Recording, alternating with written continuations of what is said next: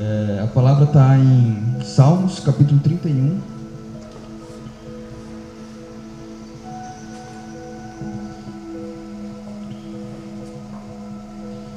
Essa semana, no sábado passado, o pastor perguntou se eu podia trazer uma palavra.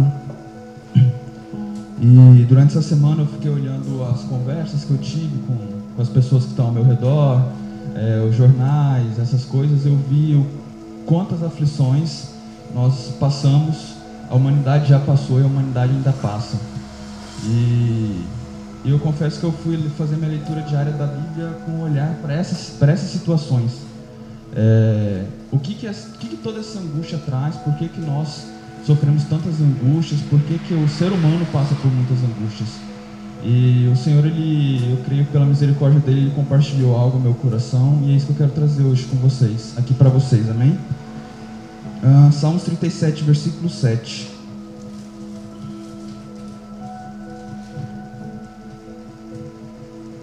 Diz assim, posso ler, amém? Salmos 31, versículo 7. Exultarei com grande alegria por teu amor, pois viste a minha aflição e conheceste a angústia da minha alma.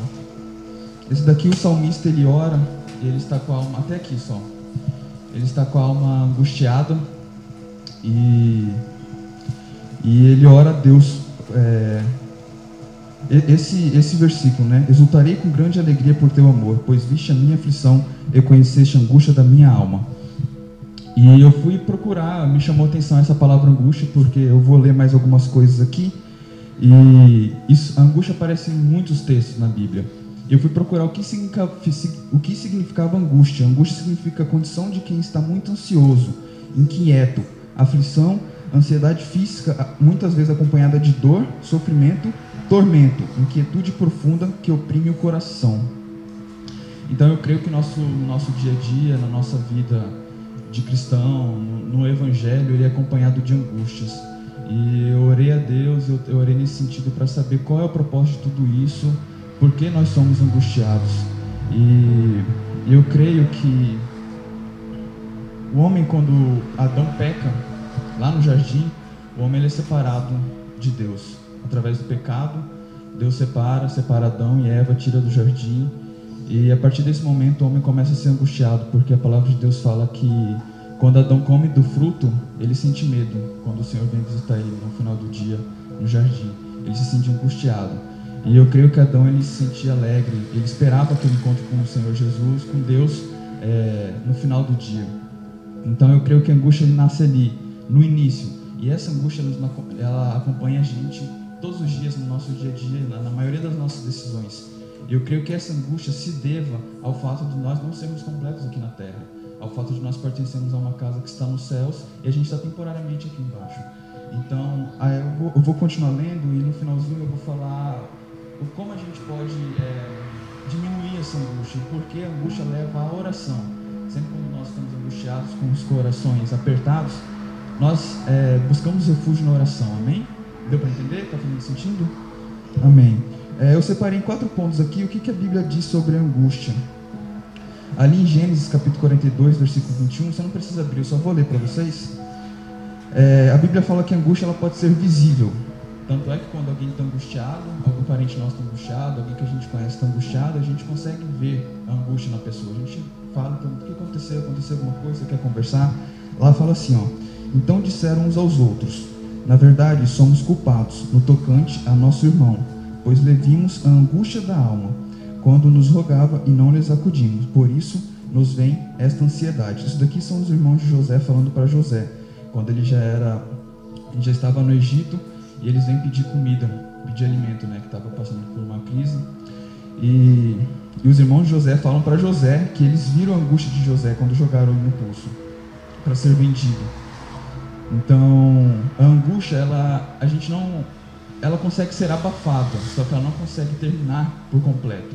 Porque nós, como eu já disse, a gente sempre vai ser angustiado, porque a gente não pertence aqui, a gente sente falta de algo. Algo nos sente falta.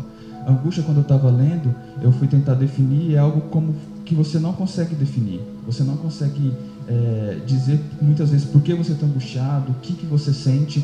Essa falta é a falta que Adão nos separou lá no jardim. Outro ponto que também a Bíblia diz sobre angústia é que ela faz você falar o que não precisa, muitas das vezes. Lá em Jó 7:11 fala assim: por isso não reprimirei a minha boca, falarei na angústia do meu espírito, queixar-me-ei na amargura da minha alma. Isso daqui é Jó falando quando ele passa aquela provação, e muitas vezes nós falamos o que a gente não quer na angústia. A angústia, ela nos transforma, ela deixa a gente triste, deixa a gente para baixo, mas eu creio que existe um Deus que veio nos salvar, nos salvou, e Ele quer nos ver bem, e Ele nos ajuda. A gente vai ver como Ele nos ajuda a acabar com essa angústia. A terceira parte, e o terceiro ponto, é que ele pode ser gerado pelo pecado, pela desobediência. Essa parte aqui é como eu disse, né? Adão tinha prazer quando Deus visitava ele no jardim, e por causa da desobediência de Adão, porque ele não foi obediente a Deus, ele comeu do fruto, Adão se sente com medo. Um exemplo que eu pensei aqui foi quando uma criança quebra alguma coisa em casa, e os pais chegam no trabalho à tarde, até os pais chegarem no trabalho, ela fica angustiada, ela fala: nossa, a hora que meu pai chegar, ele vai brigar comigo, ele vai falar alguma coisa para mim. Então Adão foi mais ou menos assim, ele comeu do fruto. Na hora que ele comeu do fruto, ele sentiu vergonha porque ele estava nu, e ele só esperou a hora que Deus ia chegar. Deus ia vir conversar com ele.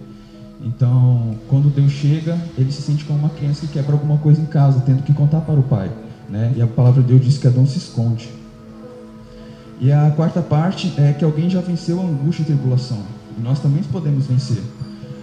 João 16:33 fala assim: eu disse essas coisas para que em mim vocês tenham paz. Nesse mundo vocês terão aflições, contudo tenham ânimo, eu venci o mundo. Então essa quarta parte é a solução, né? Praticamente tudo, ou tudo na verdade, que a gente lê na Bíblia, que a gente tira para nossas vidas, gira em torno de Jesus. Angústia, sofrimento, esperança, felicidade, alegria, tristeza, sofrimento, tudo volta nele, e ele conseguiu passar por tudo, né? A Bíblia diz que nós não temos um sumo sacerdote lá no céu que não passou por nada. Ele se fez homem, ele veio à terra, e hoje a gente pode entrar diante do trono da graça a fim de buscar misericórdia em tempo oportuno, amém? Então ele sofreu angústia, ninguém sofreu maior angústia que Jesus, né? Jesus, ele sobe ao Getsemane, foi pregado aqui semana passada, na quinta-feira, pelo pastor Osias, que Jesus, ele sobe ao Getsemane e ele ora 3 vezes, né? E nessas 3 orações ele entende certas coisas, e ele também não deixa uma lição para a gente com essas 3 orações que ele fez, essas 3 vezes de orações. E na Bíblia, eu lendo a palavra, eu encontrei que oração não é a mesma coisa que súplica. Porque lá em Hebreus fala assim: durante os seus dias de vida na terra, Jesus ofereceu orações e súplicas em alta voz e com lágrimas àquele que podia salvar da morte, sendo ouvido por causa da sua reverente submissão. Então, oração, você ora fazendo um pedido, fazendo alguma coisa, e súplica, eu até peguei o significado de súplica, que é qualquer pedido que se faz insistentemente e permanentemente, gerada por desespero. Então eu creio que Jesus estava fazendo ali no Getsemane, ele estava suplicando, e eu consegui entender que Jesus queria que quando eu estivesse sofrendo, quando eu estivesse angustiado, ele queria súplica, ele não queria uma oração apenas minha, porque tinha que ser algo insistente, algo repetido, amém? Então Jesus no Getsemane, ele suplicou pela ajuda do Pai, porque ele estava sofrendo, ele precisava da ajuda dele, e Deus o ajudou. E essa questão da súplica, ela gera em nós inconscientemente uma vida de oração, porque a partir do momento que você começa a suplicar e começa a orar, isso se torna algo necessário para você. O pastor Igor aqui já falou diversas vezes sobre isso, e alguns versículos que falam sobre oração está em Romanos 12:12. Alegrem-se na esperança, sejam pacientes na tribulação e perseverem na oração. Efésios 6:18 diz: orem no Espírito em todas as ocasiões, com todas as orações e súplicas, tendo isso em mente, sejam atentos e perseverem na oração por todos os santos. Que a gente possa perseverar em oração, que a gente, na verdade, venha a pedir auxílio do Espírito Santo para a gente aprender a orar, né? Porque muitas vezes nós somos falhos, muitas vezes a gente chega diante de Deus, diante de Jesus, a gente simplesmente pede, nós esquecemos de agradecer, porque nós somos humanos, nós somos errados. Mas A palavra fala que Deus deixou o Espírito Santo dele para nos auxiliar em oração, que ele intercede por nós, amém? Que a gente venha ser grato por isso. E para finalizar, eu queria deixar algumas soluções para a gente, né? Porque você falou, poxa, Mateus, você subiu aí e falou de angústia, que a gente sempre vai ser angustiado, e você sempre vai sofrer, e você tem que orar, mas o que a Bíblia diz que para quem é obediente, o que a palavra diz para quem serve a Deus, para quem realmente tem uma vida de oração, né? Deuteronômios 4:30, 31 fala assim: quando ouvires, quando estiveres em angústia e todas essas coisas te sobrevierem nos últimos dias e te voltares para o Senhor teu Deus e lhe atenderes a voz, então o Senhor teu Deus não te desamparará, porquanto é Deus misericordioso, nem te destruirá, nem se esquecerá da aliança que jurou aos teus pais. Amém? Então, no começo do versículo ali, Deuteronômio 4:30, fala: quando estiveres em angústia e todas essas coisas te sobrevierem nos últimos dias e te voltares para o Senhor. Aqui, uma excelente lição para a gente, né? Quando a gente está em angústia, que a gente se volte ao Senhor, né? Eu estava lendo essa semana, Provérbios, eu li na terça-feira que eu esqueci, Provérbios 8, 10, alguma coisa assim, fala que o nome do Senhor é uma torre forte, e aquele que corre para a torre encontra abrigo. E é bem interessante que depois, quando eu cheguei em casa, depois que eu falei bem rapidinho, 2 minutos, me veio que a palavra diz corre, não aquele que já está na torre, ou não aquele que pertence à torre. Eu creio que quando a palavra diz corre, é aquele que tenta chegar à torre, né? Porque nós somos falhos, mas com a graça de Deus a gente tem essa oportunidade de tentar chegar na torre. A palavra de Deus não diz que aquele que está na torre, então que a gente venha continuar correndo. O Evangelho, a nossa vida aqui é sempre uma maratona, né? Não adianta quem chegar primeiro, quem chegar em segundo, porque os 3 primeiros já estão lá, né? A palavra de Deus faz essa comparação. Outro versículo também que eu achei interessante está em Romanos 2:9. Para a tribulação e angústia virão sobre a alma de qualquer homem que faz o mal, ao judeu primeiro e também ao grego. Então, tribulação e angústia virão à alma de qualquer homem que faz o mal. No 10. Glória, porém, e honra e paz a todos aqueles que praticam o bem, ao judeu primeiro e também ao grego. Porque para com Deus não há acepção de pessoas. Amém? Então, o que eu tiro com isso? Que a gente venha a obedecer aos princípios de Deus, né? A gente começa primeiro obedecendo a palavra de Deus, começa tendo uma vida de oração, 5 minutos todos os dias, 10 minutos todos os dias, e isso vai aumentando, e nós vamos conseguir vencer esse mundo, né? Porque Deus diz ali em Romanos que Ele venceu o mundo, Ele venceu através da oração.